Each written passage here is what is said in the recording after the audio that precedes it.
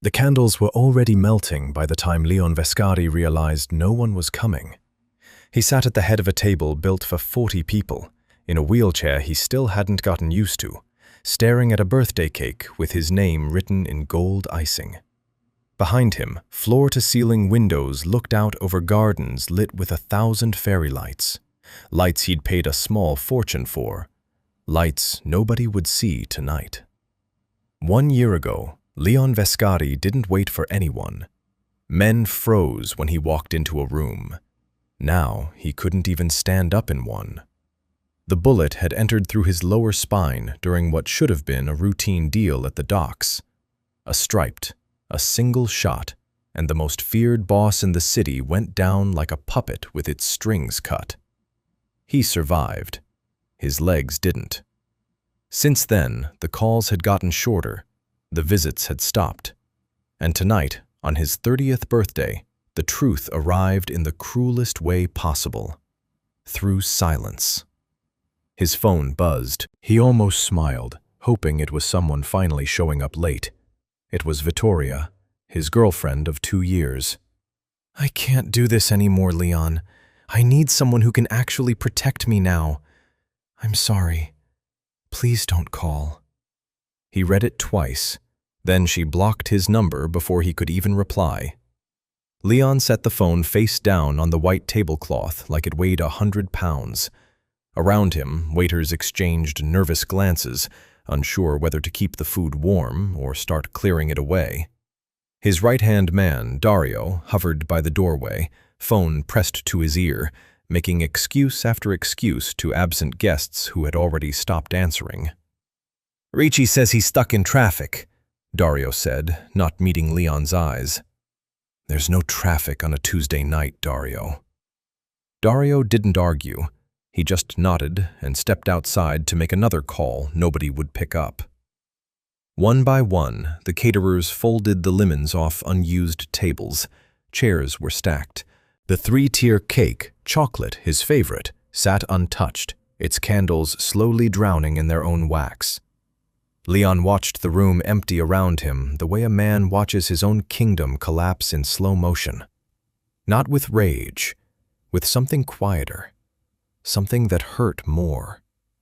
He had built an empire out of fear and loyalty, and it turned out loyalty had an expiration date the moment he stopped being useful. "Should we box up the food, sir?" a voice asked. Leon didn't even look up. "Do whatever you want." He wheeled himself toward the window, away from the mess of empty chairs, and that was when he heard footsteps that didn't belong to any of his men. "You really shouldn't let a cake go to waste." He turned. A young woman stood a few feet away, holding a single lit candle she must have salvaged from the kitchen, along with 2 plates and a lighter.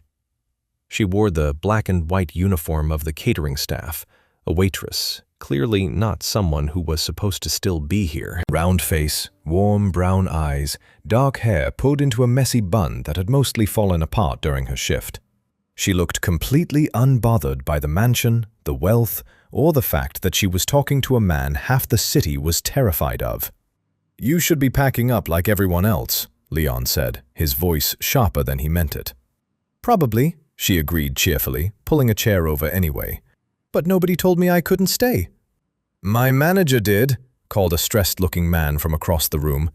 "Emma, we need to go. The trucks are leaving." "5 minutes," Emma called back, waving him off like it was nothing. Then she turned to Leon and placed the single candle into the untouched cake, right in the center, and lit it with a small click of the lighter. "What are you doing?" Leon asked, genuinely baffled. "It's your birthday. Nobody should blow out 0 candles." "You don't even know my name." "I know you're the guy everyone left alone in a room full of empty chairs," she said simply, no pity in her voice, just fact. "That's enough for me." Before he could stop her, she started singing. Off-key, unapologetic, ridiculous. Happy birthday to a Mafia boss who hadn't heard anyone sing to him since he was a child. Leon sat frozen, unsure whether to laugh or tell her to leave. Somewhere in his chest, something cracked open that he'd kept sealed for exactly 1 year. When she finished, she clapped for herself. "Make a wish," I don't believe in wishes. Then just blow out the candle. We'll pretend. He did. And for a reason he couldn't explain, his throat tightened. Emma cut 2 slices, slid 1 plate toward him, and sat down like this was the most normal thing in the world. Like she wasn't sitting across from a man whose name made grown criminals nervous. She talked about nothing important. Her double shift, her feet aching, how the icing was clearly store-bought no matter what the caterer claimed. Leon barely spoke. He just watched her, stunned that a complete stranger, someone with absolutely nothing to gain, was the only person in his life who had chosen to stay. Behind them, the last of the staff filed out into the night. The lights outside kept glowing over an empty garden, and in the middle of the abandoned ballroom, for the first time in longer than he could remember, Leon Vescari wasn't alone. He just didn't know yet how much that single candle was about to change everything. 3 days later, Leon still hadn't forgotten her voice. He told himself it was nothing, a waitress feeling sorry for a broken man on his birthday, nothing more. But the memory kept surfacing at strange moments, while reviewing shipment ledgers, while staring blankly at ceiling tiles during physical therapy, while Dario briefed him on which of his so-called friends had already started meeting with rival families behind his back.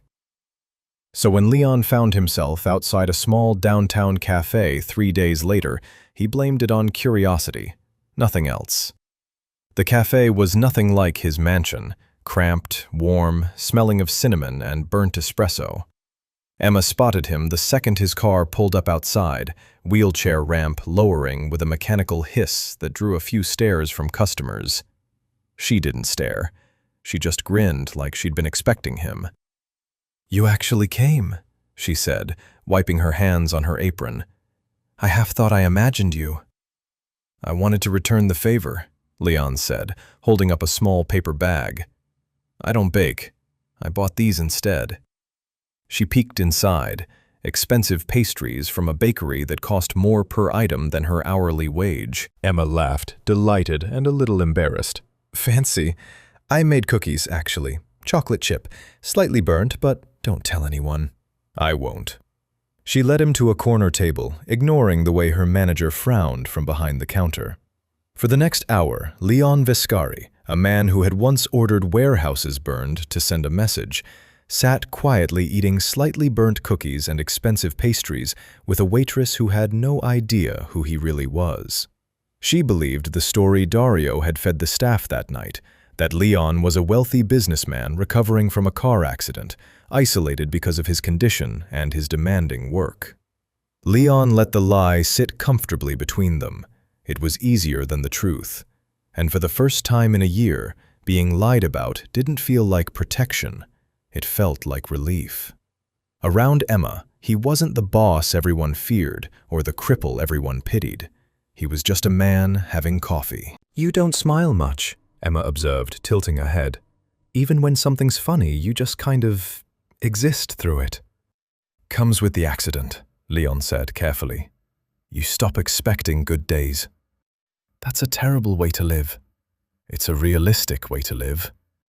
Emma shook her head, unconvinced. "You know what you need? Actual rehab, not just sitting in that huge house feeling sorry for yourself." "I have therapists." "I mean real rehab, group sessions, people who understand what you're going through instead of paid staff who just want to finish their shift." She pulled a flyer from her apron pocket, a rehabilitation center 2 blocks away, the same one she volunteered at on weekends. "Come with me, tomorrow. I'll even hold your hand if you cry." "I won't cry." "We'll see." He almost said no. He should have said no. Instead, he found himself nodding, unable to resist the strange pull of her persistence. The rehabilitation center smelled like antiseptic and old carpet, nothing like the private clinics Leon usually visited. Emma wheeled him in herself, chatting with staff like she owned the place, introducing him simply as "my friend Leon," not businessman, not boss, just Leon. He sat in on a group session, surrounded by strangers who had lost limbs, lost mobility, lost pieces of themselves in accidents far less violent than his own. Then he heard the voices from the hallway.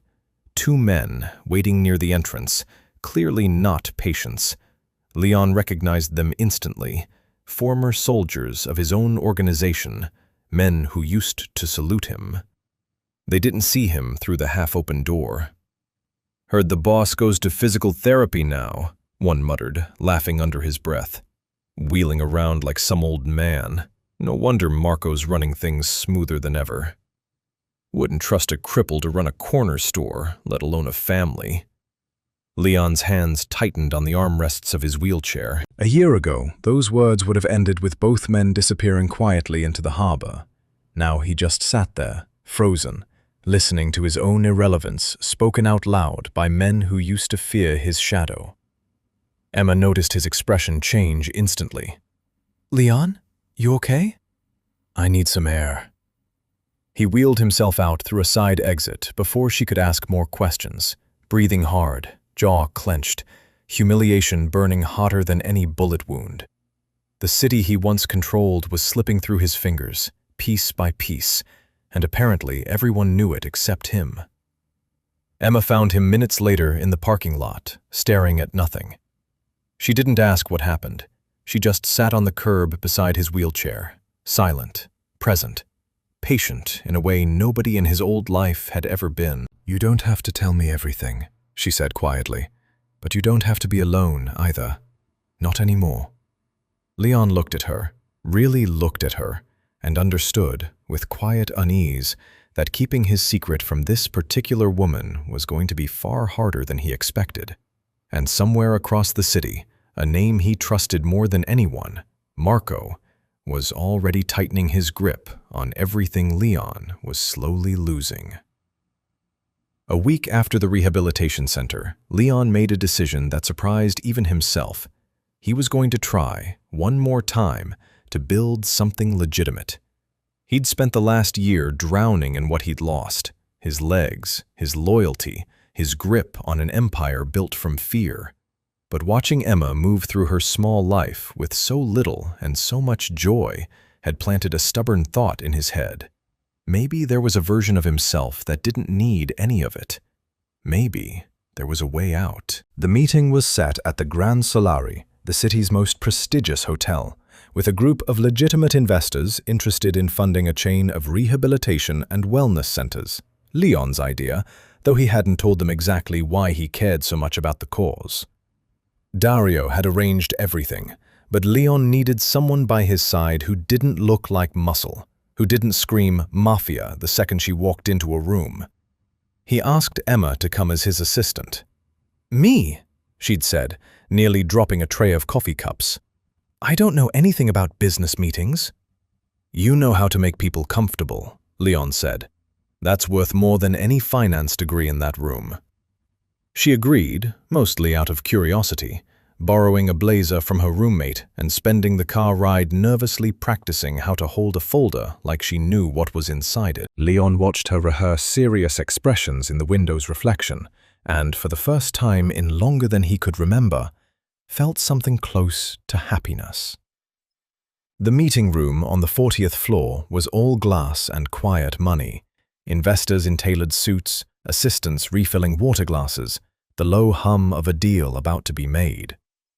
Leon handled himself well despite the wheelchair, despite the whispers he still caught from men unused to negotiating with someone they once underestimated on sight. Emma sat beside him, taking notes, occasionally passing him documents at exactly the right moment, as though she'd done this her whole life. It was going smoothly. Too smoothly, Leon would later realize. Halfway through the meeting, he felt it. That old instinct, the one that used to keep him alive during years of dangerous deals. A presence. He glanced toward the hallway outside the glass-walled conference room and saw a man standing near the elevators, pretending to check his phone. Leon knew that face. Enzo Ricci, one of his former captains, a man who used to run the Western District under his command, a man who had stopped answering calls the same week Leon lost the use of his legs. Enzo wasn't here by coincidence. Leon was certain of it. He kept his expression neutral, finishing the meeting with practiced calm, shaking hands, thanking the investors for their time. But his mind was elsewhere, calculating, remembering. If Enzo was watching him here, in a hotel with no connection to the old world, it meant someone had sent him. And the only person with enough authority to send a former captain to quietly surveil his own boss was Marco. Marco Silvestri, his second in command, the man who had run the entire organization smoothly, seamlessly for the past year while Leon recovered. Or so Leon had believed. He said nothing to Emma, not yet. After the meeting, as they left the hotel and stepped out into the golden evening light, Emma pulled out her phone, delighted by the skyline view from the hotel steps. "This city actually looks pretty from up here," she said, snapping a few photos, laughing at herself for acting like a tourist. "Don't judge me." I wasn't going to. She kept taking pictures, the skyline, a street performer, a food cart, herself pulling a ridiculous face with the hotel entrance behind her. Leon smiled despite the tension still coiled in his chest, grateful for a few minutes of normalcy. Neither of them noticed Enzo standing near the hotel's revolving doors, half hidden behind a pillar, directly in the background of one of Emma's photos. That night, in a dim apartment across town, Enzo scrolled through surveillance notes on his phone before dialing a number he answered only when summoned. "He's meeting with legitimate investors," Enzo said quietly. "Wellness centers, rehabilitation of all things." "And the woman?" Marco's voice was calm, unreadable, the same calm that had kept the organization running like clockwork since Leon's injury. "A waitress, nobody important, but she's always with him now, and she takes a lot of pictures." There was a pause on the line, long enough to feel deliberate. "Find out what she knows," Marco said finally. "If she's just a distraction, leave her alone. But if he's using her for something, moving money, moving information, I want to know before he does anything stupid." "And if she saw something she shouldn't have?" Another pause, colder this time. "Then make sure she doesn't remember it." Miles away, Emma laughed at a blurry photo of herself and showed it to Leon, completely unaware that somewhere in that same image, hidden and half-turned, was the face of a man now ordered to watch her every move. Leon glanced at the photo, froze for half a second too long, then forced a smile. "Delete that one," he said lightly. "You look better in the others." Emma laughed and scrolled on, never noticing what, or who, he'd actually been looking at. Leon didn't sleep that night. He sat by the window of his study long after Dario had gone home, replaying the image of Enzo Ricci standing near the hotel elevators. A former captain didn't just wander into a five-star hotel by accident. Someone had sent him. And if Marco was watching closely enough to notice Emma, then Emma was no longer just a waitress who'd been kind to him on a lonely night. She was a liability, one Leon had created the moment he let her get close. He needed distance. He needed time to think. So, the next morning, he did the only thing that felt safe.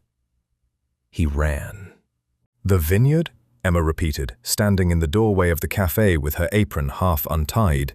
"Like an actual vineyard?" "On the coast. I own it. Inherited it, technically," Leon said, keeping his tone light. "I need someone to help organize paperwork for a charity gala I'm hosting there. You'd be paid, obviously. And it's quiet. Good for thinking." It wasn't a complete lie. There was a gala, there was paperwork. What he didn't mention was that the vineyard was one of the few properties Marco didn't know he still controlled personally. A place with no connection to the organization, chosen specifically because nobody would think to look for him there. Emma agreed almost immediately, mostly because she'd never seen the ocean up close, and partly, though she wouldn't admit it yet, because she didn't want to be away from him. The vineyard sat on a cliffside, rows of grapevines stretching toward a horizon where the sky met blue water in a perfect, unbroken line. The guest cottage Leon gave her had wildflowers growing wild outside its windows and a small porch that faced the sunset. For the first few days, it felt like something out of a dream neither of them had asked for, but both secretly wanted. They spent mornings on the porch, Emma sorting real paperwork while inventing fake urgency about fonts and folder colors just to make him laugh. Afternoons were spent walking, or rather Leon wheeling and Emma walking slowly beside him, through the vines, tasting grapes straight off the branch, arguing over which ones were sour on purpose. In the evenings, Emma cooked in the cottage's small kitchen, refusing every offer of hired chefs, insisting that food made with more effort tasted better, even if it came out slightly burnt. "You're different here," she told him one night, the two of them sitting outside as the sky turned orange and pink. "Lighter. Like the city version of you is a completely different person." "Maybe it is," Leon admitted, and for once it wasn't a deflection. It was closer to the truth than he'd said out loud in years. Emma smiled at that, leaning her head briefly against his shoulder before catching herself and sitting up straight, cheeks warm. Leon noticed. He said nothing, but something in his chest tightened in a way that had nothing to do with old wounds. It was on the fourth day that the illusion started to crack. Emma had gone for an early walk near the edge of the property and returned pale, her arms crossed tightly over her chest. "Leon, why are there men with guns walking around your vineyard?" Leon's stomach dropped. He'd told his security detail to stay hidden, out of sight, blending in as groundskeepers. Apparently, they hadn't blended in well enough. "Private security," he said carefully. "The coastline attracts trespassers. It's standard for properties this size." "Standard security doesn't carry rifles, Leon." "Emma, and why do you flinch every time your phone buzzes? Why does Dario talk to you like you're both hiding something? Why did that man at the hotel—" She stopped herself, realizing she'd noticed more than she meant to admit. Leon felt his carefully built lie straining at every seam, and for one terrifying second, he almost told her everything. Instead, he looked away. "It's complicated business, Emma. Things I can't explain right now. Please, just trust me a little longer." Emma studied him for a long moment, hurt flickering behind her eyes, before nodding slowly and walking back toward the cottage without another word.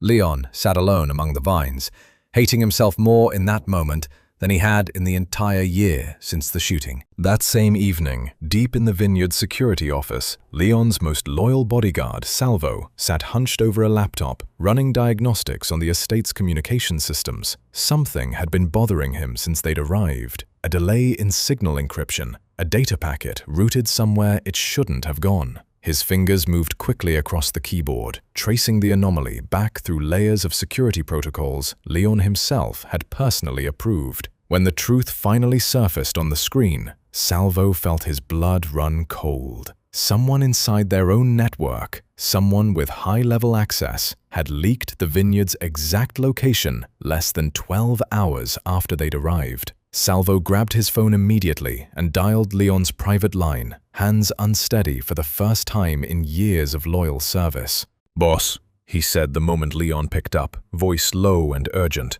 "We have a serious problem. Someone knows exactly where you are, and it's someone we trust." Salvo's warning changed everything. By midnight, Leon had moved his entire security detail to combat positions around the vineyard, cancelled the charity gala under a vague excuse, and made a decision he'd been avoiding for days.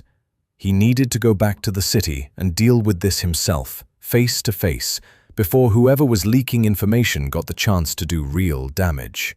He told Emma there was an emergency with the business. She didn't ask questions this time. She'd learned, over the past few days, that questions only earned her silence. She simply packed her bag, quiet and distant, the warmth between them replaced with something careful and unsure. Back in the city, Leon called an emergency meeting with the handful of captains he still trusted, choosing a location far from prying eyes, an old warehouse near the docks that the organization hadn't used in years, chosen specifically because it wasn't on Marco's radar. He needed to find the leak before he could trust anyone with real information again. What he didn't know was that Emma had followed the car. She told herself she just wanted answers, that after days of half-truths and armed guards and flinching phone calls, she deserved to know what she'd gotten herself into. She waited outside the warehouse in the shadows, arms wrapped around herself against the cold, and listened. Inside, Leon's voice was different than anything she'd heard from him before. Sharp, commanding, dangerous in a way that made her chest tighten with dread. "One of you sold our location," Leon said, his voice echoing off metal walls. "I want a name before sunrise, or I start assuming everyone in this room is guilty." A chorus of denials followed, voices tight with fear. Actual fear, the kind people reserved for someone they knew could destroy their lives with a single order. Emma pressed closer to the door, heart pounding, and finally understood the truth her mind had been refusing to accept for days. The businessman, recovering from an accident. The armed guards. The men who whispered insults about a boss losing his grip. It all clicked into place with sickening clarity. Leon Viscari wasn't a businessman. He was exactly what the whispers had said. One of the most feared men in the entire city. A man capable of demanding names before sunrise in a voice that made grown men tremble. Emma stumbled backward from the door, her hands slipping on cold metal, and one of the guards outside caught the movement. "Someone's out here!" By the time Leon burst out of the warehouse, wheeled forward by Salvo with a speed born of pure panic, Emma was already running down the street, tears blurring her vision, refusing to look back no matter how many times he called her name. "Emma, wait! Don't!" she shouted over her shoulder, voice cracking. "Don't you dare follow me!" He didn't chase her. He couldn't, not fast enough, not in a wheelchair on uneven pavement in the dark. He watched her disappear around a corner, feeling something break inside him that had nothing to do with his spine. He should have gone after her immediately. He should have sent Salvo. Instead, consumed by the fear of the leak, by the meeting still unfinished inside, Leon made the mistake of waiting until morning. By morning, it was too late. Emma never made it home. Her roommate called the cafe in a panic when she didn't show up for her shift, then called the number Emma had saved simply as Leon after finding it scrawled on a notepad in her apartment. Leon answered on the first ring, and the moment he heard the roommate's frightened voice, ice spread through his veins. It didn't take long to understand what had happened. Enzo's men, still watching Emma per Marco's orders, had seen her stumble out of a Mafia meeting in visible distress. A waitress, suddenly aware of secrets no outsider should know. To them, that made her a loose end, a possible source of information about Leon's finances, his safe houses, his plans. They took her before dawn, bundling her into a black van 2 blocks from her apartment, leaving no witnesses except a dropped grocery bag spilling oranges across the sidewalk. When Leon received the photo, Emma, blindfolded, hands bound, sitting in an unknown room, something inside him went terrifyingly calm. "Get everyone," he told Salvo, voice flat and cold. "Everyone we can still trust. No exceptions, no mistakes." "Boss, if this is Marco's men, we're outnumbered." "I don't care." Leon's hands gripped the arms of his wheelchair so hard his knuckles turned white. "She has nothing to do with any of this. She followed me because she cared, and now she's paying for my mistakes. I'm not losing her because I was too slow to protect her once already." Within hours, Leon had assembled the only people left who hadn't betrayed him, a small, loyal handful against an organization that once feared his name. It wasn't an army. It wasn't even close, but as they loaded weapons and mapped out the last known location of the black van, Leon made himself one promise. He would get Emma back, whatever it cost him, even if it meant risking everything he had left, even if it meant walking straight into the kind of trap that had put him in this wheelchair in the first place. This time, he wasn't going down without a fight. The rescue took 4 hours, 3 false locations, and 1 informant who talked only after Salvo made it clear there would be no second chance to refuse. Emma was being held in a safe house on the edge of the industrial district, a place Marco's men used for problems they wanted to disappear quietly. Leon couldn't walk through the door himself, couldn't storm the building the way he once would have, but he directed everything from the car outside, voice steady over the radio, even as his hands shook with something he refused to call fear. "No one touches the men guarding her unless they touch her first," he ordered. "I want her out. That's the only priority." It went faster than expected. 2 guards, both careless, both underestimating a crew they assumed was a shadow of what it used to be. Salvo carried Emma out himself, blindfold removed, wrists raw from rope, but unharmed. The moment she saw Leon's car, she didn't run to him. She stood frozen on the sidewalk, staring at the wheelchair, the armed men, the version of his world she'd only imagined until now. "Emma!" His voice cracked on her name.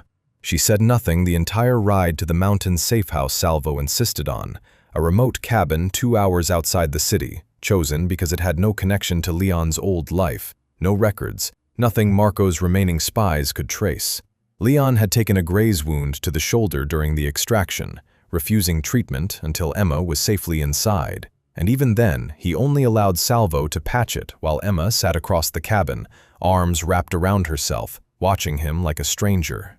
For 2 full days, she barely spoke to him. She ate the food Salvo brought. She stared out the frost-covered window at pine trees and gray sky.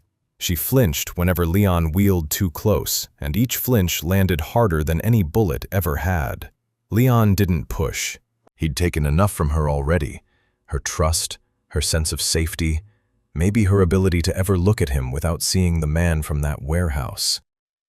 It was the 3rd night, during a snowstorm that trapped them both inside with nothing but a dying fire and the sound of wind against the cabin walls, that Emma finally spoke. "Why didn't you tell me?"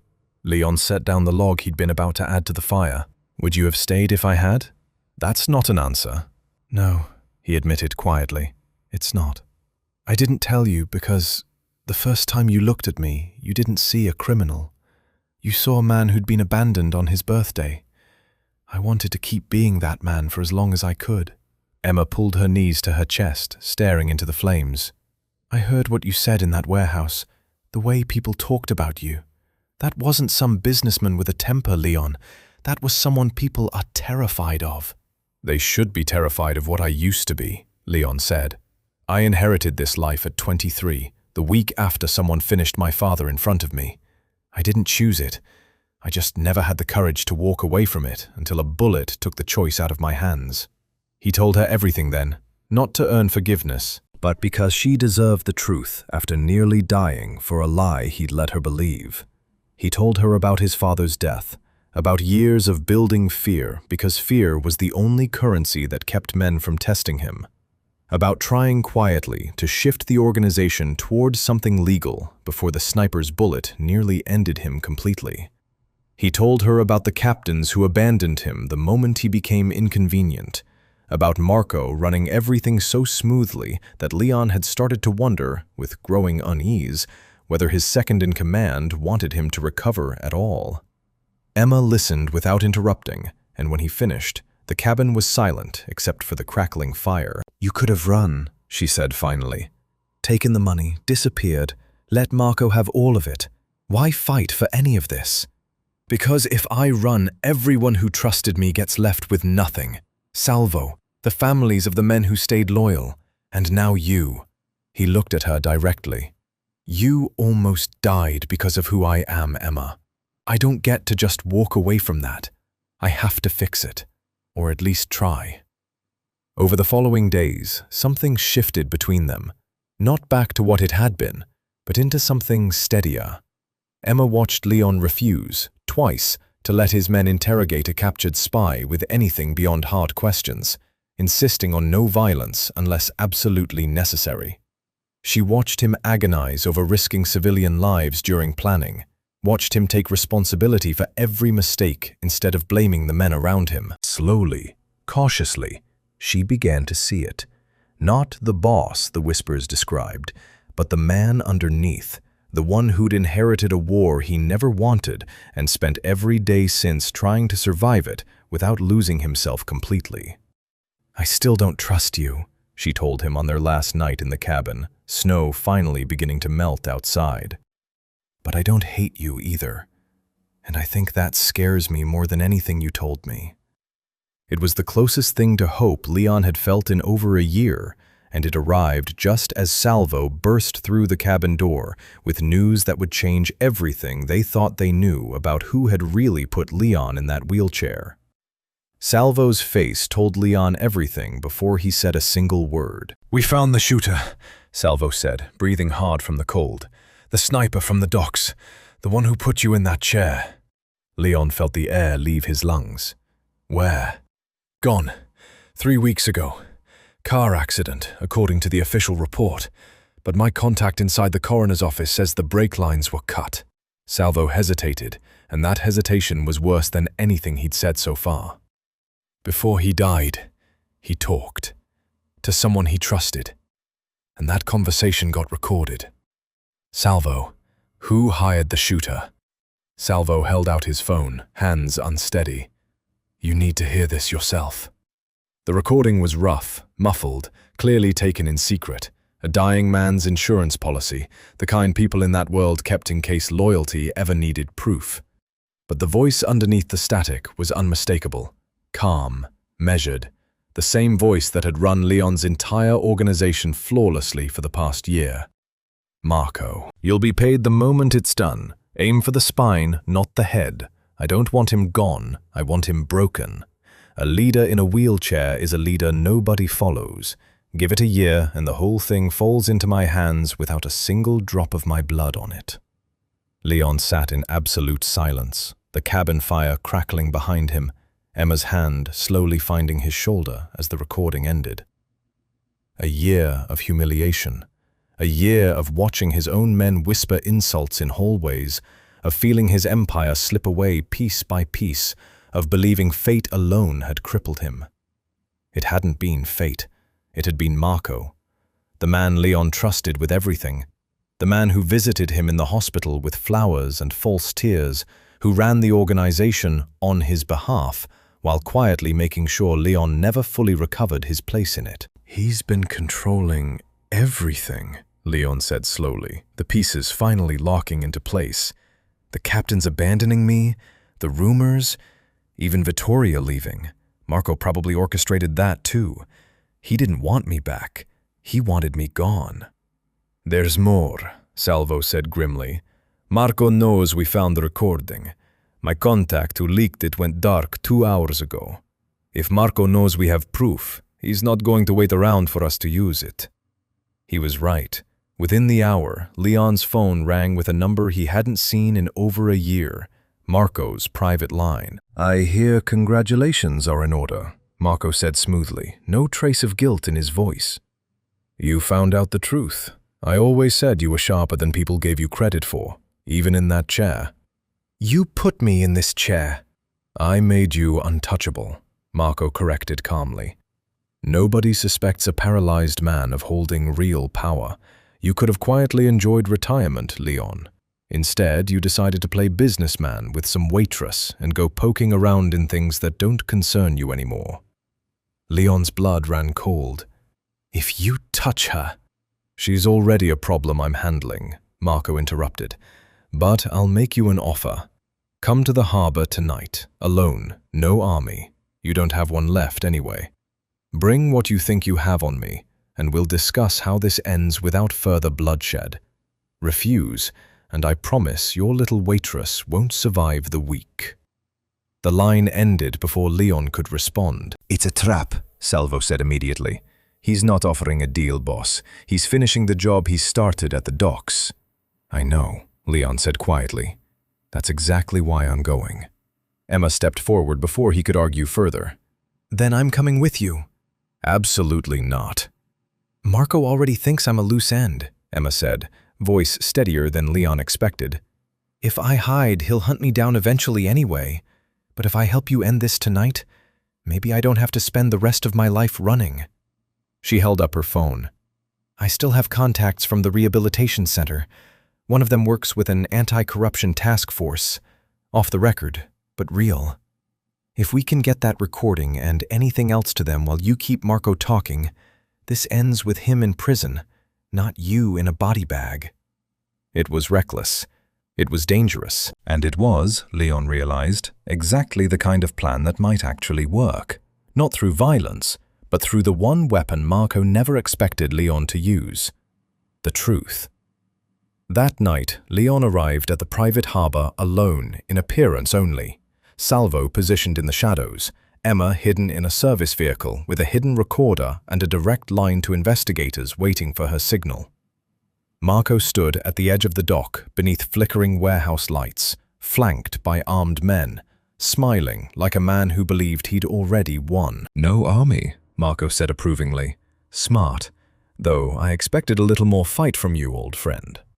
"I didn't come to fight," Leon said, wheeling forward calmly. "I came to hear you say it yourself." Marco's smile faltered, just slightly. "Say what, exactly?" "Everything," Leon said.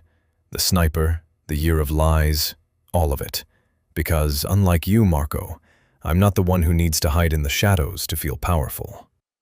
And somewhere in the darkness behind them, hidden in a parked van, Emma's finger hovered over the record button as Marco, furious and overconfident, began to talk. Marco's confidence was his downfall. "You want to hear me say it?" Marco laughed, stepping closer, his men fanning out around Leon's wheelchair like they were closing in on a wounded animal. "Fine. I put you in that chair, Leon. Best decision I ever made. You were too soft to keep this family alive. Too busy dreaming about legitimate businesses and rehabilitation centers, while the rest of us kept the actual money flowing. And Vittoria? The captains who stopped answering my calls?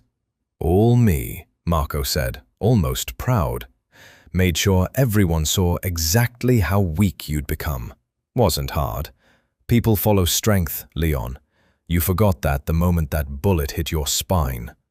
"The financial records," Leon pressed carefully, keeping Marco talking, keeping him moving further into his own confession. "The laundering through the shipping company. That was you too?" "Every cent," Marco said. "You should be thanking me.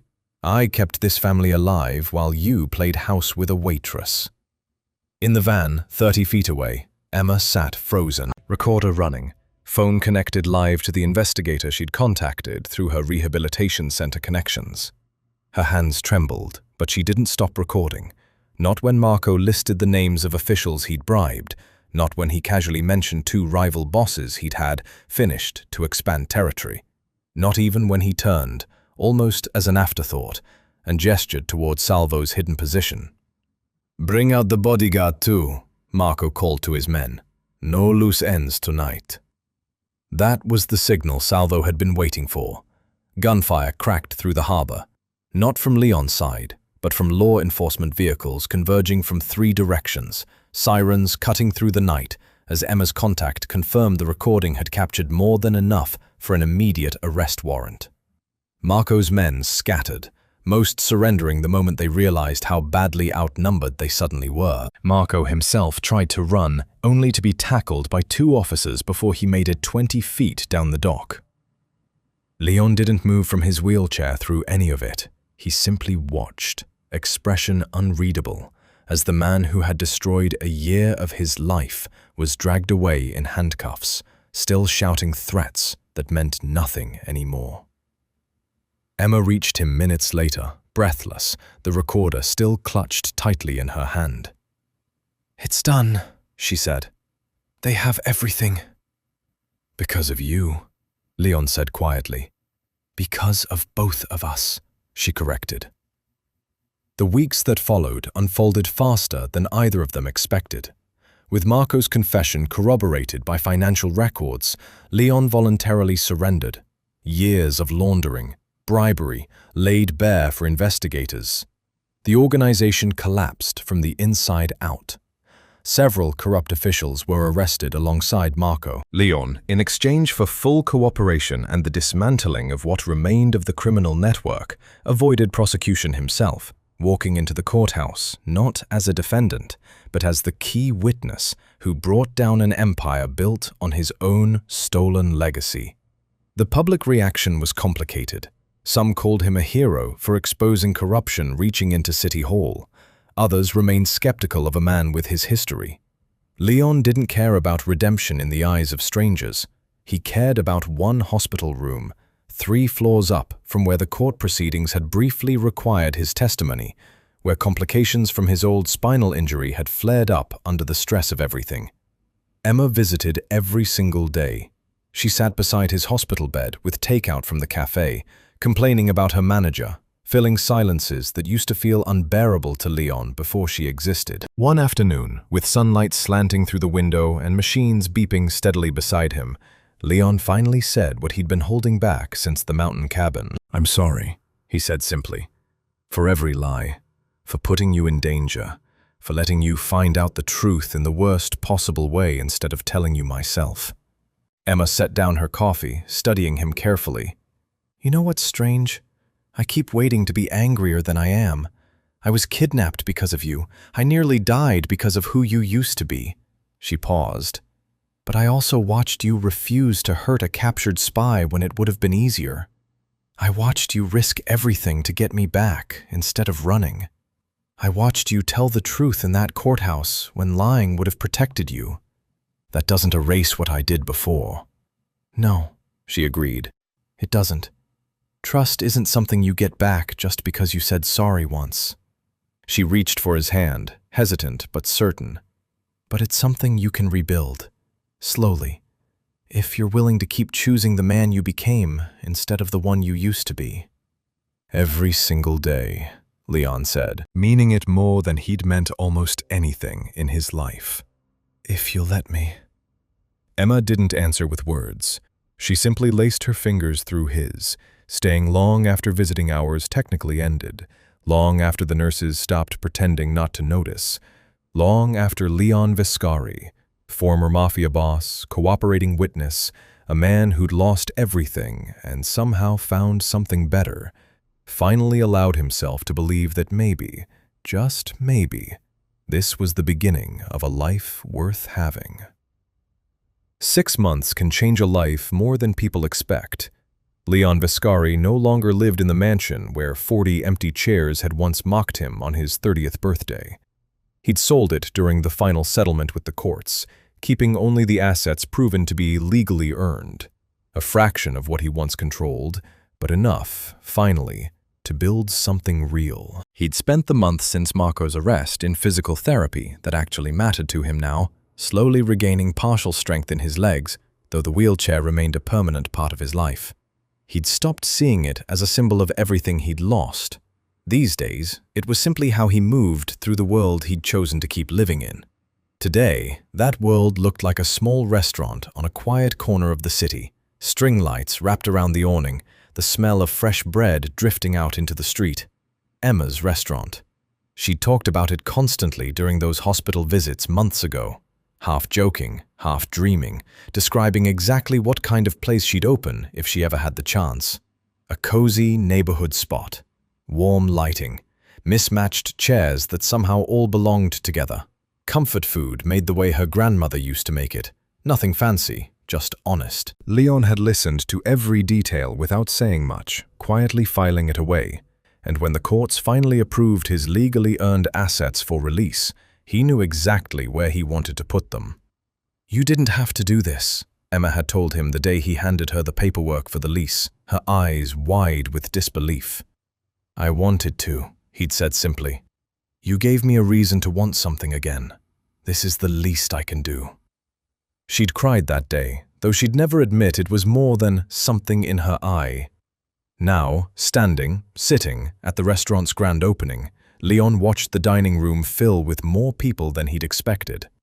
Regulars from the cafe where Emma used to work, who'd followed her loyally to the new location. Staff and patients from the rehabilitation center, several of whom Leon had quietly funded through recovery programs over the past few months, their lives rebuilt in ways that had nothing to do with money, and everything to do with someone finally caring enough to help. Salvo stood near the door, no longer a bodyguard in the old sense, just a friend keeping an eye on the crowd out of habit. Even a few former investors from the wellness center meeting had shown up, curious about the man whose story had made headlines for reasons far more complicated than mafia violence. There was no shortage of people, and every single one of them was there because they wanted to be, not because they feared what would happen if they weren't.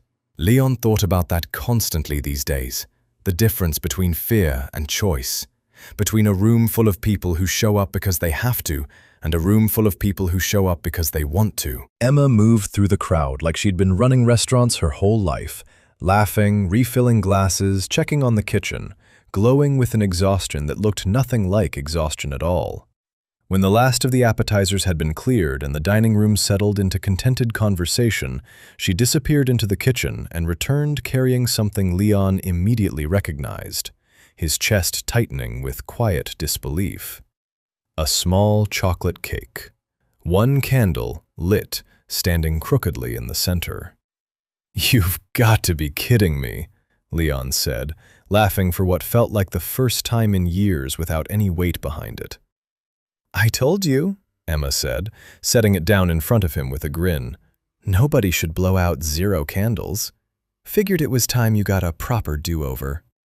The restaurant quieted as people noticed, turning toward their table with warm smiles, none of them needing an explanation for why a random cake had appeared at a grand opening. Leon looked around the room, really looked, at every face that had chosen, freely and without obligation, to be part of this moment. Nothing like the ballroom from a year ago. Nothing like the empire he'd built out of fear. "Make a wish," Emma said softly, echoing words she'd said to him once before, in a very different room, in a very different life. "I still don't believe in wishes," Leon said, though his voice had lost the hollowness it once carried. "Then just blow out the candle," Emma said, smiling the same smile that had first cracked something open in him a year ago. "We'll pretend." He did. And this time, as the small flame went out and the room around him erupted into warm applause meant for Emma's opening night, but somehow felt like it belonged to both of them, Leon Vescari understood something he hadn't let himself believe for a very long time. He hadn't lost everything the night that bullet took his legs. He'd simply lost the wrong things, the fear, the false loyalty, the empire built on other people's silence, to finally make room for the one thing that had actually mattered all along, a woman who stayed when no one else would, and a life, finally, worth staying for.